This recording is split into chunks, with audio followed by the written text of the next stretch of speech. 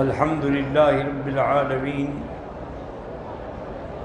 والصلاة والسلام على أشرف الأنبياء وسيد المرسلين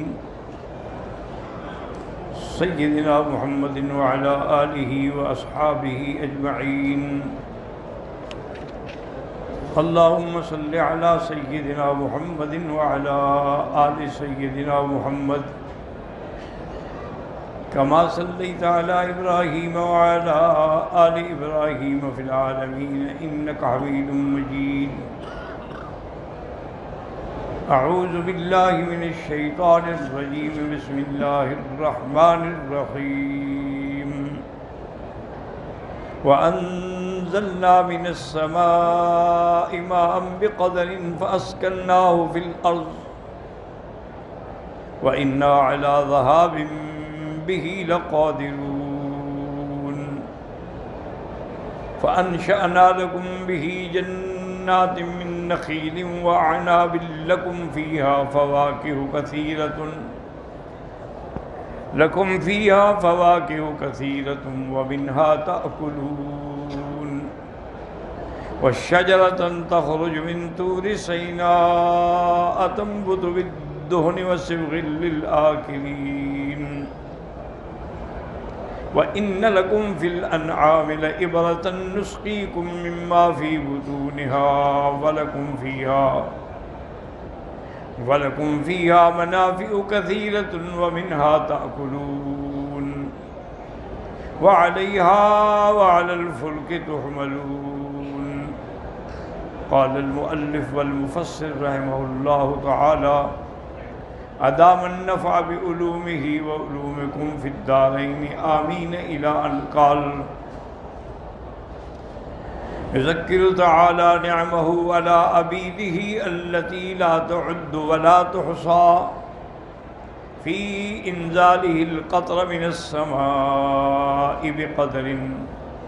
اب اللہ تبارک و تعالی ان آیات میں اپنے بندوں پر اپنی نعمتوں کی ذکر فرماتے ہیں، جو نعمتیں ایسی ہیں جن کا نہ ہم گن سکتے ہیں نہ عدد میں ہیں. ان نعمتوں میں یہ ہے کہ اللہ آسمانوں سے بارش برساتے ہیں ایک اندازے کے مطابق، اے بحسب الحاجۃ لا کثیرا، اتنی اتارتے ہیں جتنی زمین کو ضرورت ہے، زیادہ نہیں. اگر زیادہ آئے تو فیفسد الارض والعمران، پھر وہ زمین کو بھی اور عمارتوں کو بھی ختم کر دے.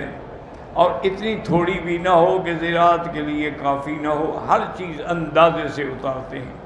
ولا قلیلا فلا یکفی الزروع والثمار بل بقدر الحاجۃ الیہ من السقی والشرب والانتفاع بہ.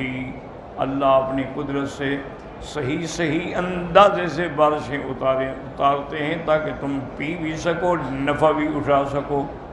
حتی ان الاراضی التي تحتاج ماء كثيرا لزرعها ولا تحتمل دمنتها انزال المطر عليها يسوق اليها الماء من بلاد اخرى. اللہ تبارک و تعالیٰ اگر زمین اس بارش کے پانی سے زیادہ کی محتاج ہیں، اس کی کھیتیاں، اور یہ پانی اس کے لیے پورا نہیں، تو اللہ دوسرے ملک سے ان کے لیے پانی چلاتے ہیں، بھیجتے ہیں. یسوق الیہ الماء من بلاد اخرى، ایک کسی دوسرے ملک سے اللہ پانی بھیج کے اس کی ضرورت پوری کرتے ہیں. کما فی ارض مصر، جیسے کہ مصر کی زمین ہے. وَيُقَالُ لَهَا الْأَرْضُ الْجُرُزُ، وہ زمین ایسی ہے بالکل یعنی غیر آباد.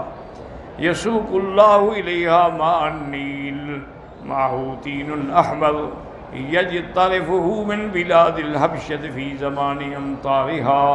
پھر اللہ تبارک و تعالیٰ ان کے لیے دریائے نیل کا پانی بھیجتے ہیں جو سرخ مٹی کے ساتھ ہوتا ہے. وہ زمینوں کی آبادی کے لیے زیادہ مفید ہوتا ہے، اور وہ بلاد حبشہ کی طرف سے آتا ہے. بارشوں کے زمانے میں وہاں کا پانی پھر ادھر آتا ہے. فَيَأْتِي الْمَاءُ يَحْمِلُ طِينًا أَحْمَرَ، وہ پانی اس کے اندر سرخ مٹی ملی ہوتی ہے.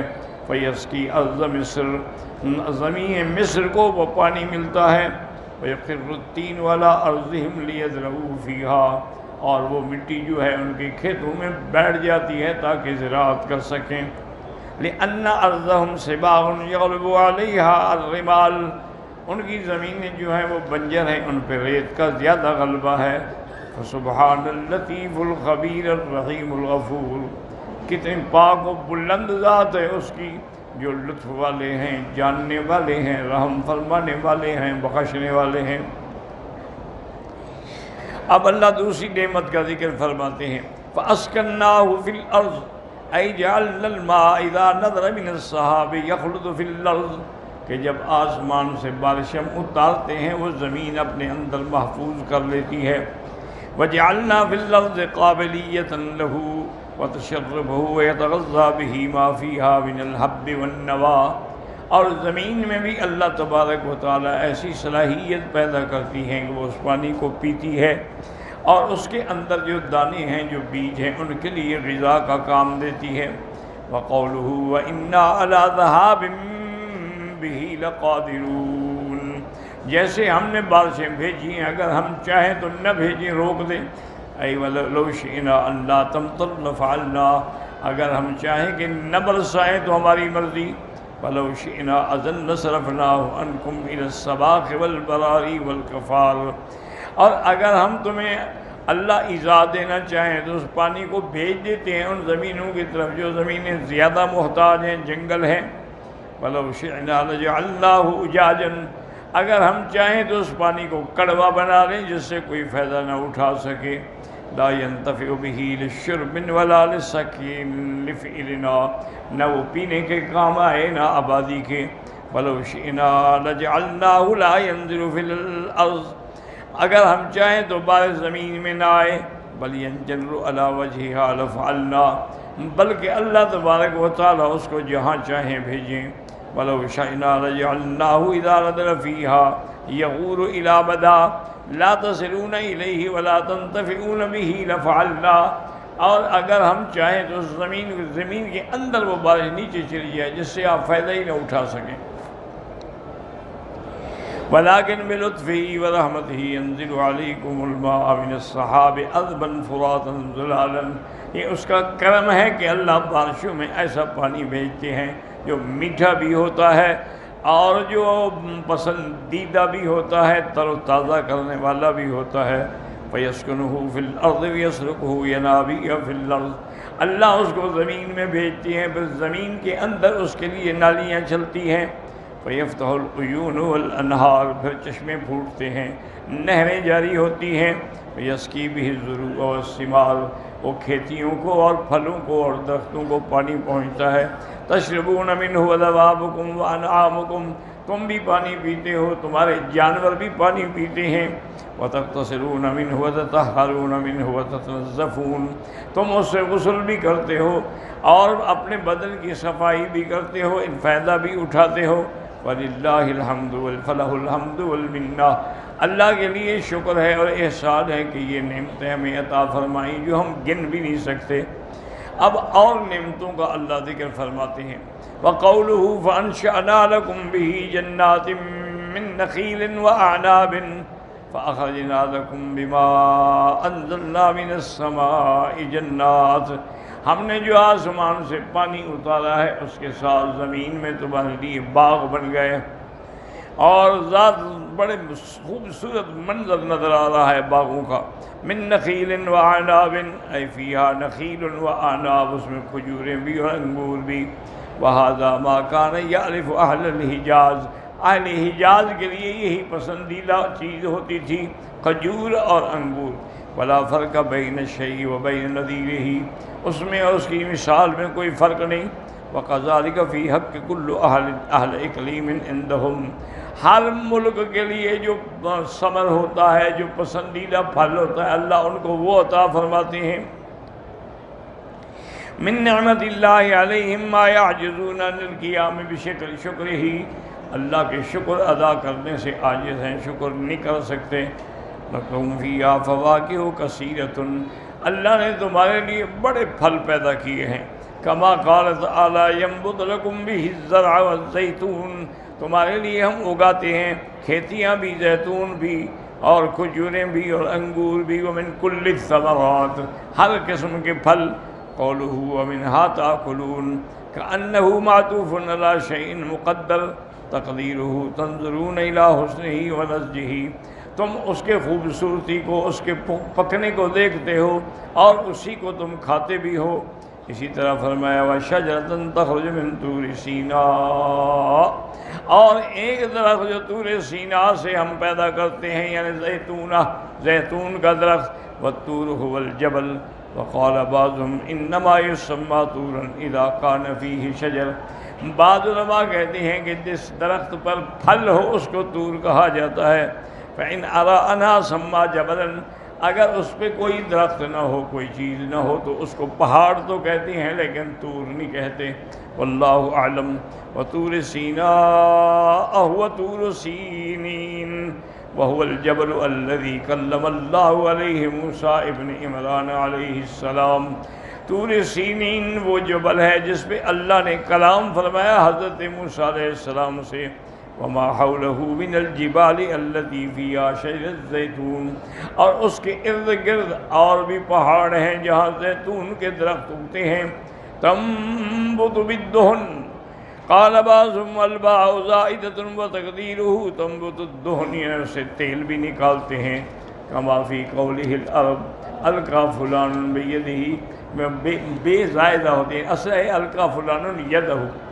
وَأَمَّا عَلَىٰ قَوْلِ مَنْ يَزْمُنِ الْفِعْلِ فَتَقْدِيرُهُ تَخْرُجُ بِالدُّهْنِ أَوْ تَأْتِي بِالدُّهْنِ، اس سے تیل نکالتے ہیں یا تیل آتا ہے۔ وَلِهَذَا قَالَ وَالصِّبْغِ، اور وہ تیل تمہارے کھانے کے کام آتا ہے، تمہارے لیے سالن کا درجہ ہے۔ صِبْغٍ لِلْآكِلِينَ اے فیہا ما ينتفع به من الدہن والاستباغ، وہ درخت کا زیتون کا جو تیل ہے اور لگانے کے لیے بھی اور کھانے کے لیے بھی تمہارے کام آتا ہے۔ کما قال الامام احمد حدثنا وقی ان عبد اللہ بن عیسیٰ عطاء الشامی النبی یسید و اسمہ مالک بن ربیعۃ الساعدی الانصاری رضی اللہ عنہ قال قال رسول اللہ صلی اللہ علیہ وسلم کلوا الزیت وادہنوا بہ فإنہ من شجرۃ مبارکۃ، اللہ کے نبی نے فرمایا کہ زیتون کھایا بھی کرو اور اس کا تیل لگایا بھی کرو، یہ بڑی برکت والے درخت سے ہے۔ وقال عبد بن حمید فی مسندہ وتفسیرہ حدثنا عبد الرزاق قال اخبرنا معمر عن زید بن اسلم عن نبیہ عن عمر رضی اللہ تعالی عنہ ان رسول اللہ صلی اللہ علیہ وسلم قال اعتدموا بالزیت، یعنی زیتون کا تیل جو ہے اس کو بطور سالن بھی استعمال کرو، وَادَّهِنُوا بِهِ، اور اس کو لگاؤ بھی، فَإِنَّهُ يَخْرُجُ مِن شَجْرَةٍ مُبَارَكَةٍ، یہ بڑی برکت والے درخت کا تیل ہے۔ وَرَوَاهُ التِّرْمِذِيُّ وَابْنُ ماجہ من غیر وجہ عن عبد الرزاق قال الترمذی ولا يعرف الا من حدیثه وقال يضطرب فيه وربما ذكر فيه عمر، کبھی حضرت عمر کا ذکر فرماتے ہیں اور کبھی حضرت عمر کا ذکر نہیں فرماتے سند میں۔ قال ابو القاسم الطبرانی حدثنا عبد اللہ بن احمد بن حنبل حدثنا ابی قال حدثنا سفیان بن عیینہ قال حدثني الصعب بن حکیم بن شریک بن نمیرۃ عن نبیہ عن جدہ قال زفت عمر بن الخطاب رضی اللہ عنہ لیلۃ عاشوراء فأطعمني من راس بعير بارد وأطعمنا زيتا وقال هذا الزيت المبارك الذي قال الله لنبيه، کہتے ہیں کہ حضرت عمر بن الخطاب کے پاس ہم گئے، 10ویں کی رات تھی، تو انہوں نے ہمیں اونٹ کا سر کا پکا ہوا گوشت کھلایا اور ہمیں زیتون کا تیل بھی کھلایا، اور ساتھ یہ بھی فرمایا کہ یہ تیل جو ہے بڑا برکت والا ہے جس کے بارے میں حضور نے فرمایا ہے۔ وَقَوْلُهُ وَإِنَّ لَكُمْ فِي الْأَنْعَامِ لَعِبْرَةً نُسْقِيكُم مِّمَّا فِي بُطُونِهَا وَلَكُمْ فِيهَا مَنَافِعُ كَثِيرَةٌ وَمِنْهَا تَأْكُلُونَ وَعَلَيْهَا وَعَلَى الْفُلْكِ تُحْمَلُونَ يَذْكُرُ تَعَالَىٰ مَا جَعَلَ خَلْقِهِ فِي الْأَنْعَامِ، اور ہم نے جانوروں میں تمہارے لیے کتنے منافع رکھے ہیں کہ تم ان کا دودھ بھی پیتے ہو، اور اللہ نے اس دودھ کی کیسے حفاظت کی ہے کہ ایک طرف جو ہے گوبر جا رہی ہے، ایک طرف خون ہے، درمیان میں جو ہے وہ اللہ نے اس لائن کو رکھا ہے جس میں دودھ آپ کے لیے آتا ہے۔ اور وَيَأْكُلُونَ مِنْ حَمْلَانِهَا، اور پھر تم اس کو کھاتے بھی ہو، اور اس کا جو اون ہوتی ہے، اس کی جو بال ہوتے ہیں، ان سب سے فائدہ اٹھاتے ہو۔ وَيَرْكَبُونَ ظُهُورَهَا، ان کی پشت پہ سواری بھی کرتے ہو۔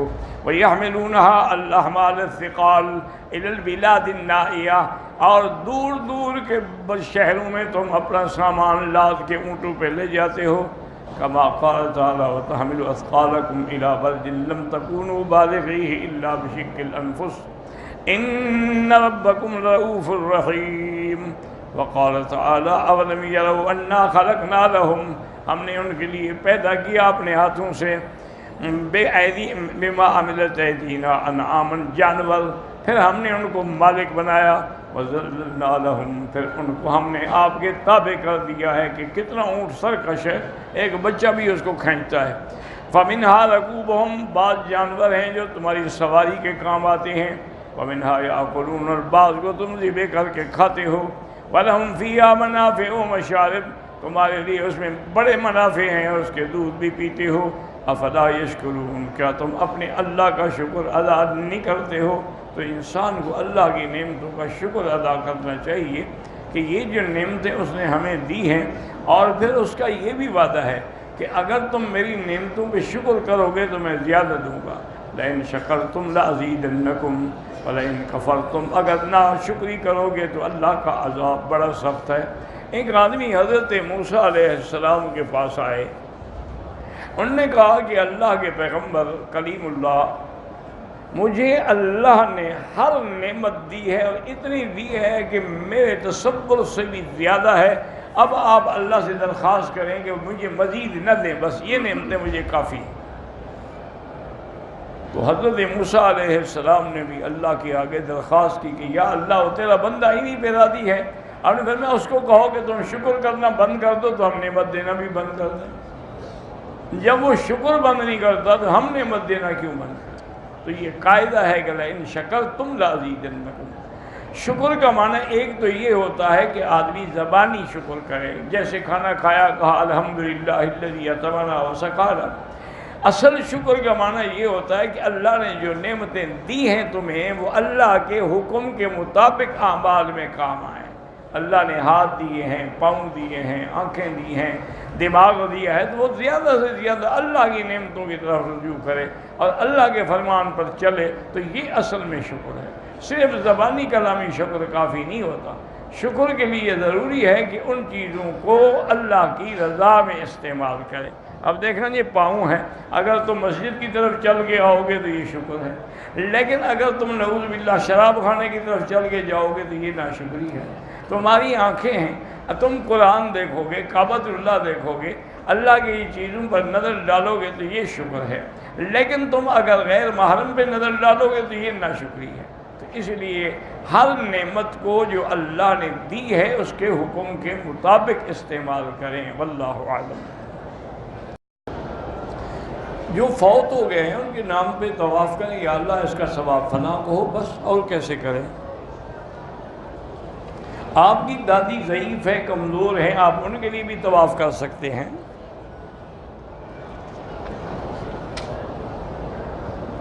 ایک ہے نماز نہ پڑھنا، یعنی آمدن نماز چھوڑ دیں، تو جب اللہ کی نماز چھوڑی جائے تو بعض ائمہ فرماتے ہیں وہ کافر ہو جاتا ہے۔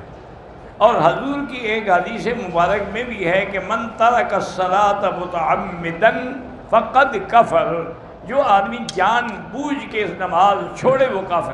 اس لیے وہ کہتے ہیں اب کافر ہو گیا تو اس کے باقی اعمال کیوں مقبول ہوں گے۔ لیکن ائمہ ثلاثہ جو ہے، یعنی امام ابو حنیفہ، امام شافعی، امام مالک فرماتے ہیں کہ وہ کافر تو نہیں ہوتا لیکن فاسق و فاجر ہو جاتا ہے، اس لیے نماز نہ چھوڑا کریں، باقی جو کام اچھا کرو گے اس کا ثواب ملے گا۔ بہن کی شادی لڑکے کے باپ سے ہوئی اور اس لڑکی کی دوسری بہن کی شادی لڑکے کے ساتھ، ٹھیک ہے، کوئی منع نہیں، الگ الگ ہے۔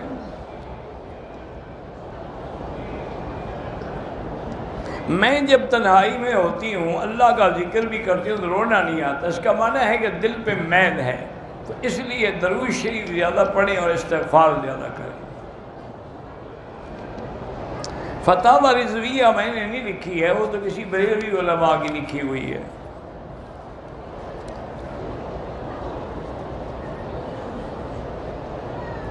میرا شوہر اسلام کو پسند نہیں کرتا، اسلام کو پسند نہ کرنے والا کافر ہو جاتا ہے، اس کو کہو وہ توبہ کرے، کلمہ پڑھے، اور آپ اس کے لیے 2 رکعت پڑھ کے ہدایت کے لیے دعا کریں۔ اگر کسی آدمی نے پان رکھا ہوا ہے، یہ تمباکو منہ میں ہے، جانور ذبح کرتا ہے، اللہ کا نام لیتا ہے، ٹھیک ہے، جانور تو حلال ہو جائے گا۔ عورت کو اس قبرستان میں اس لیے منع کیا گیا ہے جانے سے کہ وہ ضعیف القلب ہوتی ہے، صبر نہیں کر سکتی، اور اس کے لیے باعث تکلیف ہوتا ہے۔ جس چیز سے اللہ منع کرے کوئی حکمت ہوتی ہے۔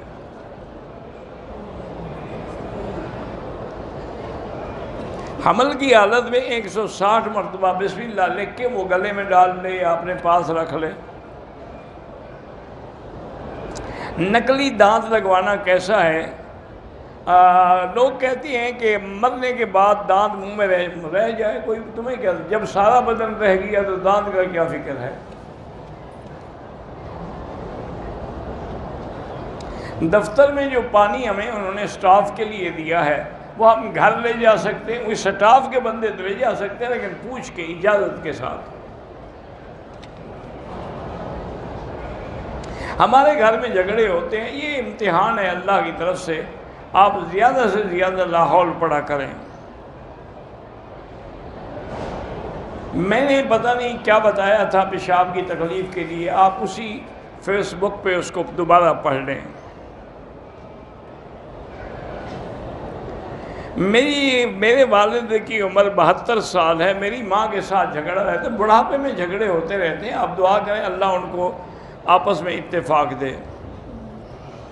بواسیر کی دوا یا مرہم اندر لگانا، غسل فرض نہیں ہوتا۔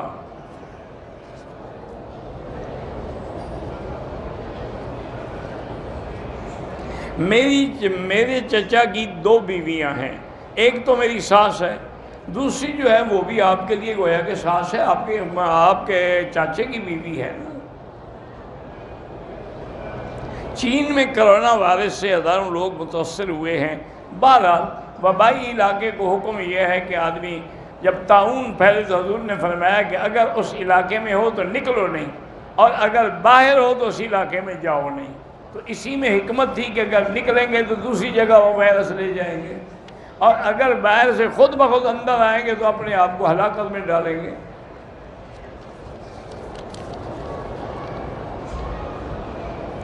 اگر ایک بھائی دین کی بات نہیں مانتا، ہمارے ذمہ کہنا ہے، حضور پاک ساری زندگی بیان فرماتے رہے، مشرکین نے نہیں مانا تو ان کی قسمت۔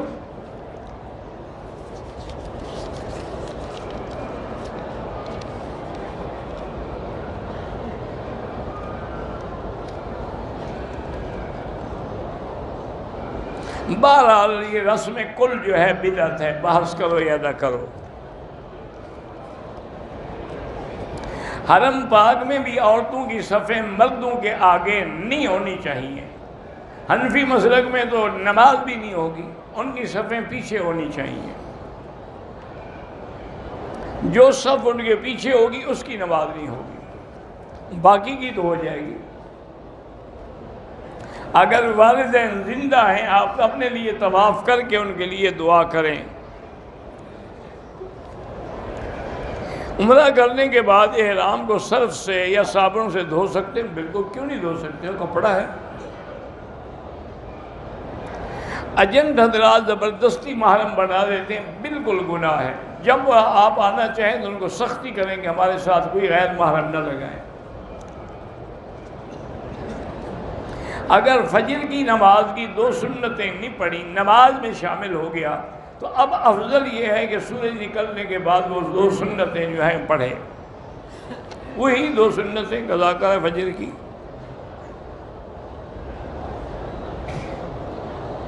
میرے سالے کی اولاد پیدا ہوتی ہے لیکن خون کی بیماری کی وجہ سے فوت ہو جاتے ہیں، اس کا علاج یہی ہے کہ اللہ سے روزانہ 2 رکعت پڑھ کے دعا کیا کریں۔ دعا کا معنی زبان سے ہے، ساری قرآن میں دعائیں ہیں، ربنا ظلمنا ربنا آتنا، زبان سے کہنا ہے لیکن دل بھی ادھر متوجہ ہو۔ صرف استغفر اللہ پڑھیں تب بھی ٹھیک ہے، اور پورا پڑھیں استغفر اللہ الذی لا الہ الا هو الحی القیوم واتوب الیہ، تو سبحان اللہ اور زیادہ اچھا ہے۔ ذکر کرتے ہوئے منہ نہ ہلے، وہ ذکر نہیں ہو، لازمی ادا تو ہو نا لفظ۔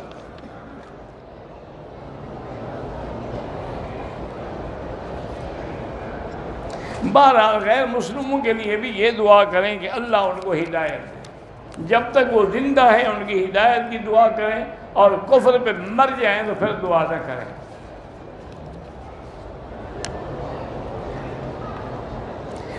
طواف ختم کیا، مکروہ وقت کی وجہ سے 2 رکعت نہیں پڑھی، دونوں طواف ختم ہو گئے، اب 4 رکعت 2 کر کے بعد میں پڑھ لیں۔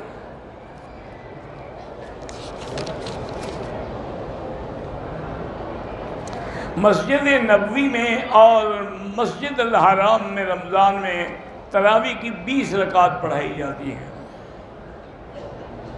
بھینس یا بھینسے کی قربانی جائز ہے۔ رفع یدین کے بغیر بھی نماز ہوتی ہے اور رفع یدین کے ساتھ بھی ہوتی ہے، یہ فقط اعلیٰ اولیٰ کے مسئلے ہے، کوئی کفر اسلام کی جنگ نہیں ہے۔ فاتحہ جو پڑھتے ہیں ان کی بھی نماز ہوتی ہے، جو نہیں پڑھتے وہ بھی حدیث پہ عمل کرتے ہیں۔ نماز جنازہ سری ہونی چاہیے۔ جو شخص اپنے ہوش و حواس مکمل ہونے کے باوجود ایک مجلس میں 3 طلاقیں دے، وہ 3 ہوں گی۔ وحدت الوجود یا وحدت الشہود یہ تصوف کا مسئلہ ہے، اگر آپ اس کو سمجھنا چاہتے ہیں تو شیخ الاسلام ابن تیمیہ رحمہ اللہ کے فتاویٰ میں تصوف کے قسم کے دیکھ کے پڑھیں، ورنہ ان چیزوں میں نہ پڑھیں۔ ماں بچے کے لیے بھی طواف کر سکتی ہے۔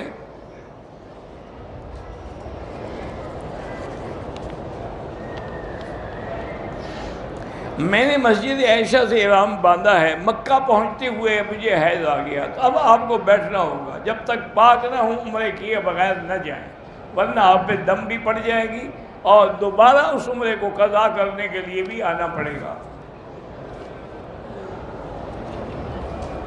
ہندوستان میں مسلمانوں پر اور دیگر اقلیتوں پر بھی ظلم کی انتہا ہو گئی ہے۔ دعا کریں اللہ مظلوموں کی مدد فرمائیں اور ظالموں پہ اللہ تعالیٰ اپنا قہر نازل فرمائیں۔ اگر احرام کے حالت میں بال کا اثر کا ایک بال ٹوٹ گیا کچھ بھی نہیں ہوتا۔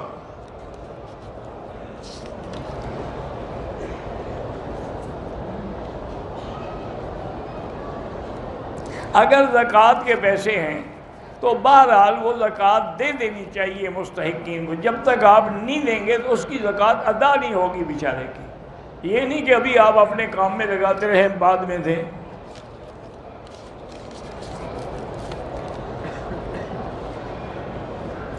بچے کی پیدائش کے بعد جب خون بند ہو جائے، چاہے 2 دن کے بعد 4 دن کے بعد، تو عورت پاک ہو جاتی ہے، پھر وہ نماز بھی پڑھ سکتی ہے، میاں بیوی بھی بن سکتے ہیں۔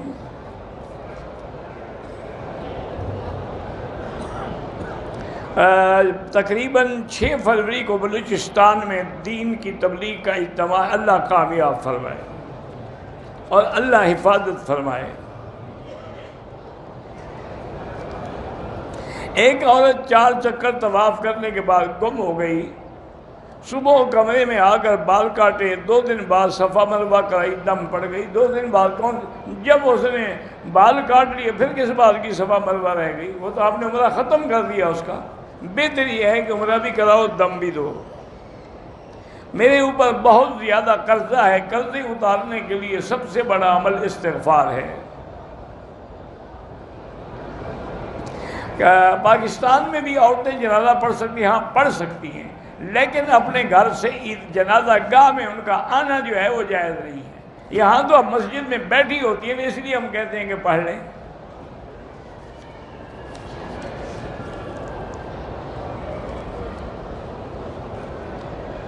پتہ نہیں بمبئی سے احرام باندھا، جدے آ کے 1 گھنٹے کے لیے آرام کھولا پھر پہن لے، کوئی حرج نہیں، 10-15 ریال خیرات کر دو۔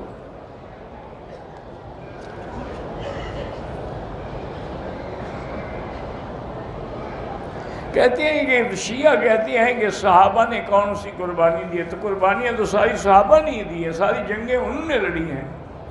حضرت حسین تو گئے اور خود شہید ہو گئے۔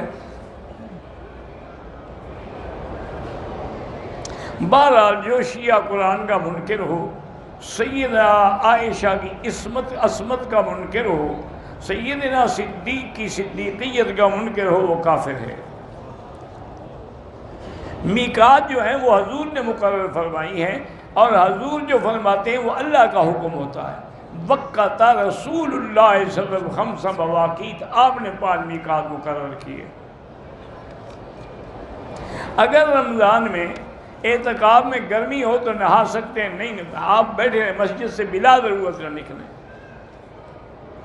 وصیت کرنا شرعاً لازم ہے تاکہ بعد میں جھگڑے نہ ہوں۔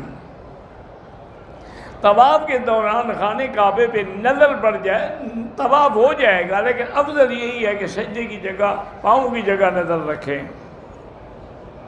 یہ علماء نے لکھا ہے بہرحال کہ سارے قرآن کا خلاصہ جو ہے وہ سورۃ فاتحہ میں ہے، چونکہ سورۃ فاتحہ میں توحید بھی ہے اور آخرت کا ذکر بھی ہے، نبوت بھی ہے، سارے مسائل تو آ گئے نا اس میں۔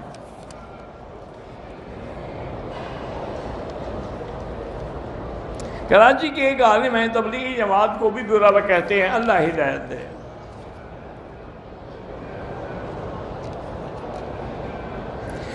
اگر نماز کے لیے آپ وضو کرتے ہیں لیکن پھر بھی قطرے نہیں رکتے تو ہر نماز کے لیے نہیں آپ وضو کریں۔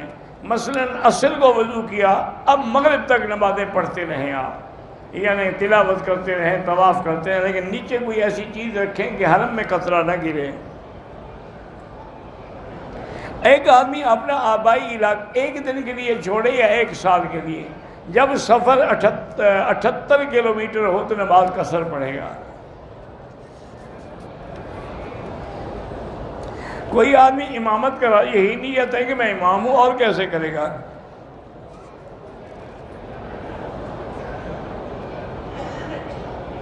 ایک آدمی مسجدوں کی تعمیرات کا کام کرتا ہے، اب وہ کام ختم کیا، قبروں پہ گنبد نہ بناؤ، وہ ناجائز ہے۔ میں نے میقات سے احرام باندھا، مکہ ہوٹل میں آ کر گرمی کی وجہ سے نہایا، دوبارہ احرام باندھا، کوئی بات نہیں ہے۔ اگر 1 رکعت چھوٹ گئی، باقی آخر میں امام کے ساتھ اس نے ایک طرف سلام پھیر لیا، نماز نہیں ہوگی، دوبارہ پڑھے۔ کوئی لڑکی چھوٹی عمر میں بالغ ہو جائے، اللہ کی مرضی ہے۔ آدمی نے خودکشی کرنے کی کوشش کی، مرا نہیں، 1-2 مہینے بعد مرا ہے، بہرحال یعنی کوشش، مرا تو اسی زخم سے ہے نا، تو خودکشی ہی ہوگی، لیکن وہ کافر نہیں ہے، مسلمان ہے، اس کا جنازہ بھی پڑھیں، دعا بھی کریں۔ میرے صاحبزادے کا نام احمد عمر ہے، پڑھائی سے بھاگتا ہے، اللہ اس کو ہدایت دے۔ بیٹی کا نام خولہ ہے، تو اس کی بائیں آنکھ کی روشنی تھوڑی، اللہ اس کو شفا عطا فرمائے۔ ایک سونے کا ہار گم ہو گیا ہے، زکوٰۃ بھی ادا کی، انشاءاللہ مل جائے گا۔ انا للہ و انا الیہ راجعون کی تسبیح پڑھا کریں۔ عمرے کے لیے پہلے احرام باندھتے ہوئے جو 2 رکعتیں پڑھتے ہیں وہ سنت ہے۔ رمل کا معنی ہوتا ہے جیسے پہلوان آپ چلتا ہے۔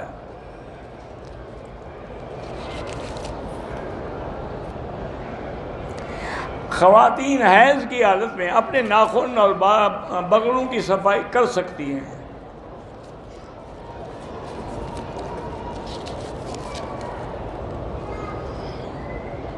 عمرے کے لیے غسل کرنے کے بعد دوسرے کپڑے پہنے جا سکتے ہیں، غسل کر کے پھر احرام پہنے اور دوسرے کپڑے پہنے ہیں تو غسل کا کیا فائدہ ہوا؟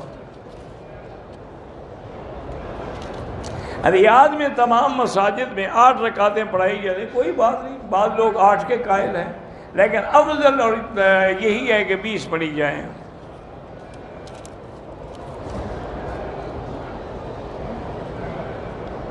میرے گھر والوں نے دعا کی درخواست کی، الحمدللہ میں تو سب کے لیے کرتا ہوں۔ میں دوسری شادی کرنا چاہتا ہوں، بیوی اجازت نہیں دیتی، تو اللہ کی مرضی ہے بھائی، جو بیوی سے پوچھے گا وہ شادی تھوڑی کرے گا۔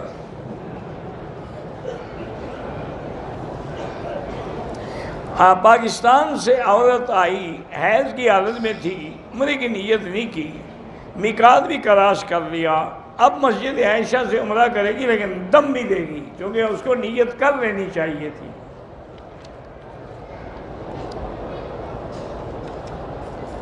میں نے عمرہ بھی کیا، طواف بھی کیا ہے، لیکن 2 رکعت میں نے برآمدے میں پڑھی، کوئی حرج نہیں۔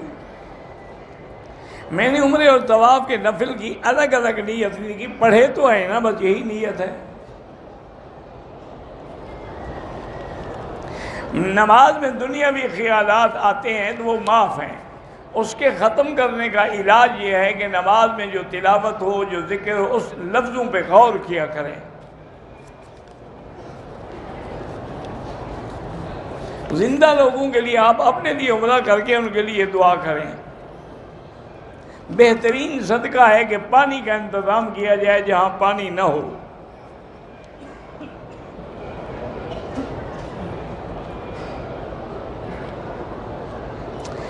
اور اپنا منگرول ہاسٹل میں دارالعلوم میں اللہ کامیاب فرمائے۔ مکتب جامع مسجد آل گاؤں، اللہ ان کو بھی کامیاب فرمائے۔ حالات ہندوستان کے خراب ہیں، اللہ مدد فرمائے، مسلمانوں کی حفاظت فرمائے۔ بہرحال یعنی یہاں جب جنازہ ہوتا ہے وہ عربی میں تو صحیح اعلان کرتے ہیں کہ طفل ایک لڑکا ہے یا اطفال زیادہ ہیں، آپ کو سمجھ نہ ہو، جو امام کی نیت ہے وہ کافی ہے۔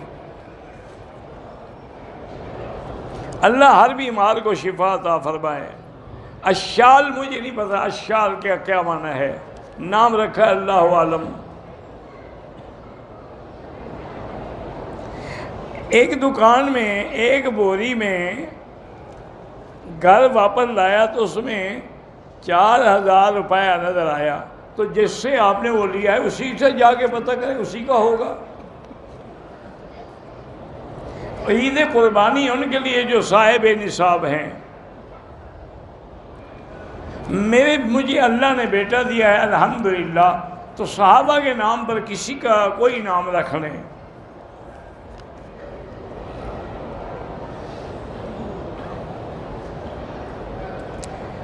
دو بہن ہیں میں سے ایک کے ساتھ باپ نے شادی کی ہے، ایک کے ساتھ ہو تو کوئی بات نہیں۔ مرد کے لیے انگوٹھا، پتہ انگوٹھا کیا ہے پتہ نہیں، زمزم کے پانی میں اور پانی نہ ملائے، تھوڑا تھوڑا دیں، خالص دیں۔ میرے دوست کا بیٹا بیمار ہے، اللہ شفا دے۔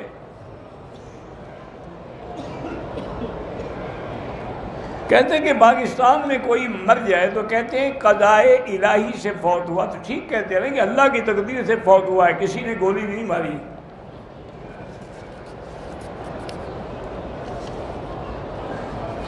اگر ہم احرام کی چادریں دھو کے کفن کے لیے رکھنے آپ کی مرضی ہے، کوئی حکم نہیں ہے۔ والد کی طبیعت خراب ہے، اللہ شفا عطا فرمائے۔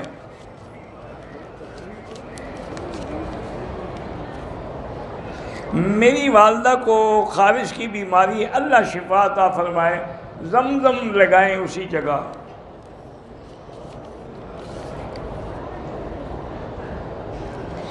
تمام بیماروں کو اللہ ہر قسم کی بیماریوں سے شفا عطا فرمائے۔ ہوائی جہاز میں سفر نماز پڑھیں گے، اگر جگہ میں نہ ملے تو مجبور ہیں قضا کریں۔ خواتین اگر حرم میں موجود ہیں تو جنازہ پڑھ سکتی ہیں۔ پاکستان میں میزان بینک میں اکاؤنٹ کھولنا میری معلومات کی حد تک ٹھیک ہے، چونکہ وہ اسلامی اصولوں پہ کام کرتے ہیں۔ مہاراشٹر میں دیگر اس میں دینی اجتماع اللہ کامیاب فرمائے۔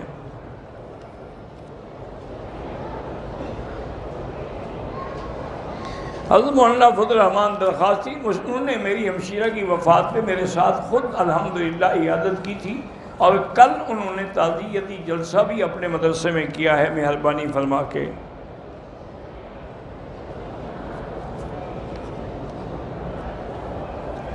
جمعہ کے دن پہلی 4 رکعت سنت رہ جائے نماز کے بعد ادا کریں، وہ مؤکدہ ہیں۔ میری والدہ، میں، میری دونوں بہنوں کے سر میں درد رہتا ہے، اسی نیت سے زمزم پئیں، اور اپنے ملک میں اگر زمزم نہ ہو تو 7 دفعہ پانی پہ سورۃ فاتحہ پڑھ کے دم کریں اور پیتے رہیں۔ میری بچی نے داخلے کے لیے ٹیسٹ دیا ہے، اللہ کامیاب کرے۔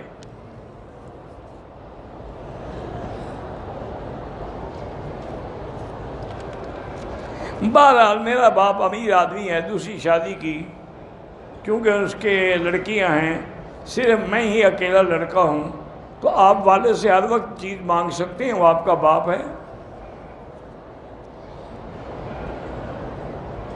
جنت البقیع میں اس میں کوئی شک نہیں، جنت المعلیٰ میں جہاں بی بی خدیجہ دفن ہے وہاں کافر بھی تو دفن ہے، اس کا کیا ہے؟ ہر آدمی اپنے عمل پہ اٹھے گا قیامت میں۔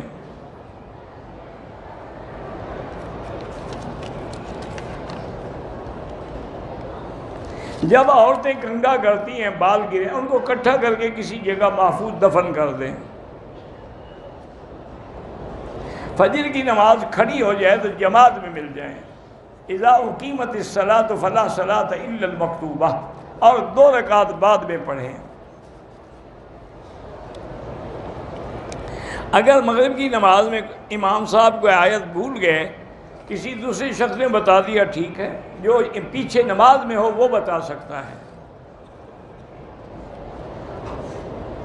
ایک آدمی نے رمضان میں آیا، مکے میں شوال کا چاند دیکھ، اس پہ حج نہیں فرض ہوتا، قانون اجازت نہیں دیتا رہنے کی، فرض کیسے ہوگا؟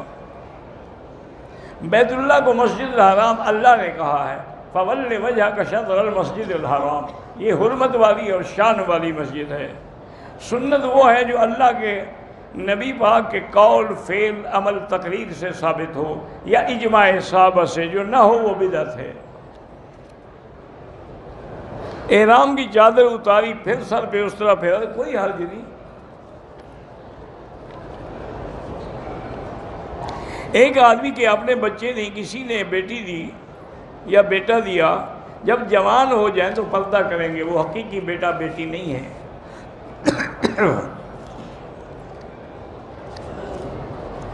دو آدمیوں نے عمرہ کر لیا، وہ ایک دوسرے کے سر پہ حلق کر سکتے ہیں؟ ہاں کر سکتے ہیں۔ ہم بیمار والدہ کا عمرہ کر سکتے ہیں، طائف سے احرام باندھ کے عمرہ کریں، وہ میقات ہے، بڑا ثواب ہے۔ ماں باپ اپنی مرضی سے بچوں میں جائیداد تقسیم کریں، لیکن شریعت کے مطابق۔ جہاز کی سیٹ پہ بیٹھ کے نماز نہ پڑھیں، کھڑے ہو کے پڑھ سکیں، ورنہ نیچے اتر کے قضا پڑھیں۔ آب زمزم پینے کا طریقہ مکہ ہو یا پاکستان، بیٹھ کے پئیں، اگر کوئی کھڑے ہو کے پیے تو گناہ نہیں ہوگا۔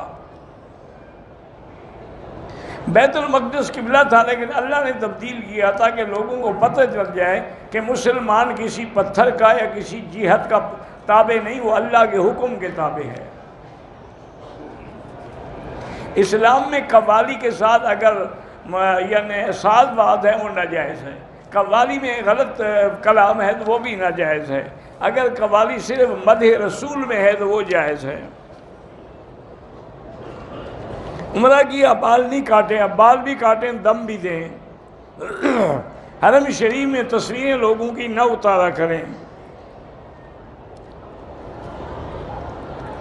میرے دوست گم ہو گئے تو میرے عمرے کے ارکان صفا مروہ اور حلق کرنا رہ گئے، دوسرے دن میں نے بغیر صفا مروہ اور حلق کے کپڑے پہن لیے، اب عمرہ بھی کریں اور دم بھی دیں۔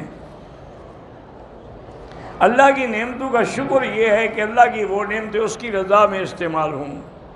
جو بھی بیمار ہیں اللہ شفا دے، جو ہسپتالوں میں مریض ہیں اللہ سب کو شفا دے،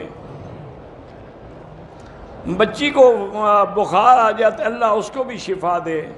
تمام انبیاء علیہم السلام اپنی قبروں میں زندہ ہیں، یہ اہل سنت کا عقیدہ ہے۔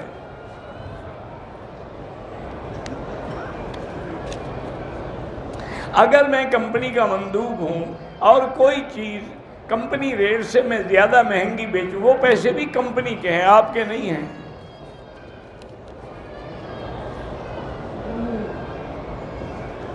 ایک آدمی امام ہیں، مسلسل بول کے بیمار ہیں، بہتر یہ ہے کہ ان کے بجائے کسی اور کو امام بنائیں۔ میرے والد کا نام حضرت مولانا خیر محمد رحمۃ اللہ علیہ تھا۔ میں نے صفا کے بعد 6-7 جگہ سے بال کاٹے ہیں۔ بہرحال آئندہ ایسا نہ کیا کرو، حلق کرو یا چوتھا حصہ بالوں کا کٹ جائے۔ دم کی بکری اگر لنگڑی ہو ادا نہیں ہوگی۔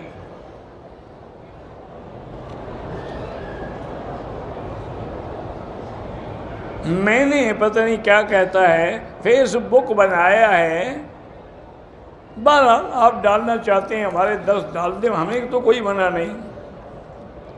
تو حاجت تشہد میں اشہد ان لا الہ الا اللہ، غیر اللہ کی نفی کریں اور اللہ کا اس بات کریں۔ پان گٹکا شٹکا نہ کھایا کریں۔ وتر کی تعداد 3 رکعت ہے۔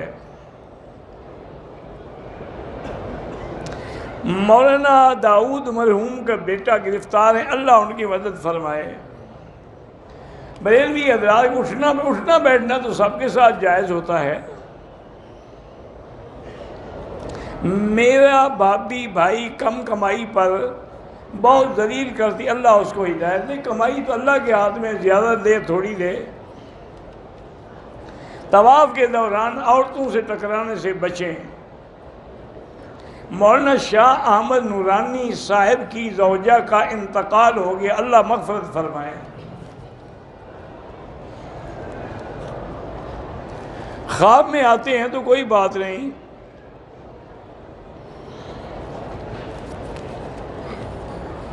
اگر ہوٹل حرم سے دور ہے، راستے میں نماز قضا ہونے کا اندیشہ ہے تو قریب کی مسجد میں جا کے پڑھ لیں۔ طواف کے دوران پیچھے مڑ کے نہیں دیکھنا چاہیے، ورنہ پھر 2 قدم پیچھے چل کے پھر سیدھے ہو جائیں۔ عورتیں امام کعبہ کے پیچھے نماز پڑھتی ہیں، بالکل ادا ہوتی ہے۔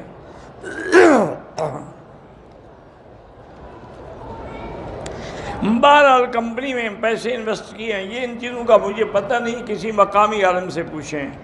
میری بیوی کے ساتھ بالکل نہیں لگتی، اللہ دونوں کو ہدایت دے۔ اللہم الف بین قلوبہم۔ امام کو بھی اپنی قوم تبدیل نہیں کرنی چاہیے۔ وتر میں دعائے قنوت پڑھا کریں جو تمہیں آتی ہو۔ سورۃ الرحمن ایام حیض میں نہ پڑھیں، اس کے علاوہ پڑھیں۔